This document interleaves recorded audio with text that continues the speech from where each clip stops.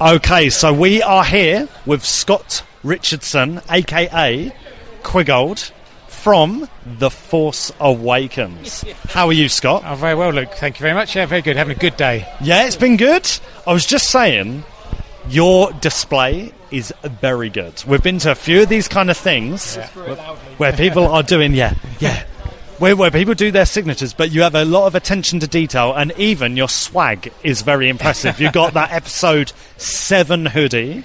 Now, did you get that on set, or...? Yeah, I got the hat. I've got a couple of my daughters as well. You could order stuff from the cast and crew, and so you might see this on Antiques Roadshow in about 40 years' time, worth about £50. Yeah, Matty Boy's I'm buying that up. Matty Boy's going to nick that one. And, right, so you've got Rise of Skywalker stuff, but predominantly you were Force Awakens, right? 100%, yeah. I mean, this was just something a friend gave me. She's a cabin crew with American Airlines. Nice. She said, you might be interested in that. I thought I'd just bring it along. It's something a bit different, isn't Why it? not? I've not seen that. No. So Quiggold is most known for being in Maz's castle when Han and the gang go in there. The first question, the obvious one, is how did you get the gig? Because we've been speaking with Jerome about the Phantom Menace. Huge hype surrounding that. The Force Awakens, the hype surrounding that was huge. Yeah. So to be able to get a part on it, firstly, must be pretty special. But how did that come about? Well, you might turn a little bit green when you hear the story. I will. It was, I guess, one of the most spawniest, luckiest guys around. I joined a casting agency because they were looking for amputees. I just got an email from a friend. So they need amputees. Put your names down, boys. So I registered with them. Literally 6 days later, I get an email. Can you come down to Pinewood Studios for a fitting? Okay. So You're joking, just out the blue. So I turn up. You, Scott? Yep. You here for your fitting? Yep. Right. Just have you got a camera phone? I said yeah. He blanked off the lens. Sign this. Go through there. Went through, and there's R2D2 and C3PO. I'm like, so that Greener than Yoda. Because were you a Star Wars fan before? I saw it in '77 when I was 6, and that is it. So it makes me even more hated by fans. But then fast forward a bit more as we're going through the costume fitting. They said, "Would you mind if we put some animatronics in the head to make it move, make it come alive?" Yeah, of course. Fine, so yeah. they done that, and then we did like a show and tell. And JJ Abrams came round and he saw this character moving. He said, "We need to feature this guy more. Bring him to the front. Actually, give him some lines." So all of a sudden, I've gone from being an extra in the background to a speaking part. Because we spoke with Details, who was on set as well. I don't know if you ever met him on set, but he said the same thing, that everyone's lined up and JJ had come in and he'd ask it that everyone had to do their own specific thing, and he'd pick everyone out and give them roles based on that. But so that's pretty cool. But imagine 6 days into your acting career, Force Awakens. That is unbelievable. Yeah. So you worked with these guys. How was it? What was it like to work with JJ? Well, it was great. I mean, interestingly, because I work in the prosthetic industry, making legs and bits and pieces, and he saw mine, and we got chatting while we were in between takes, and we're talking about these legs that have been developed in America, and we're chopping away, and then the first director comes out and says, JJ, do you mind if we carried on now? We're ready to roll. And we're like just chatting about legs, just holding up the film with Star Wars, having a good old chinwag. But he was really approachable, nice guy, absolute fanboy of it himself, so he was passionate about it all. Right, I'm going to lean in close here. This is very much for me.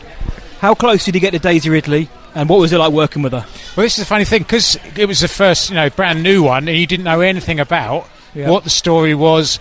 You didn't know who Daisy Ridley was, you didn't know who John Boyega was. You're just in this little isolation, this 10 seconds of filming in a film. And because of the bit with John and Finn leaving Maz's castle with me, you think, well, okay, for the story to move on, this might still stay in. We're not going to end up on the cutting room floor. So you think, well, maybe this guy's fairly integral to the story, but you don't know. So you just work in that little isolation, job done. Then you sit down watching the premiere, just hoping that you're going to appear in it and not be on the cutting room floor. You were in it quite a lot, right? Because I see Quiggold and I'm like, oh no, I recognise him. Yeah. I reckon, and obviously the action figure. Yeah. I mean, how cool is that, right? Ridiculous. So again, from a few years ago, not doing anything in acting, to I have an action figure. Like that's ridiculous. Like if I was told that as a kid, I'd. Right. So you're part of that legacy. So that's amazing, pretty Scott. amazing. Yeah. But during the film, they said, right, between takes now, we're going to go and reference you. I said, oh, great. What does that mean? And they put me in a cloak so you couldn't see what I was wearing. Got into a minibus. This is still on the set.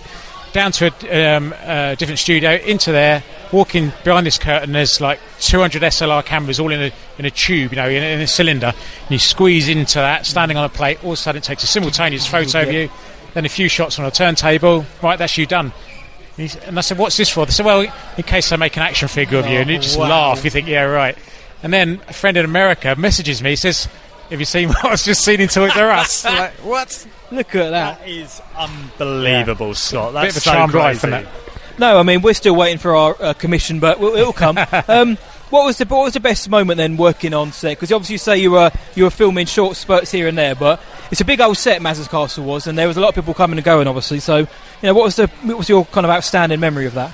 A lot of waiting around, obviously, because I was completely green to all this. And they were doing take after take after take, and I was thinking, am I getting this wrong? Am I moving wrongly here? I said, no, we're just trying different lighting, different settings. Or your hood fell down that time. It's kind of just literally 20, 30 takes of one little bit of footage. It just seemed crazy, but that's just how it is. We're saying this is how it is. Yeah. But I think the funniest story was when we're between takes.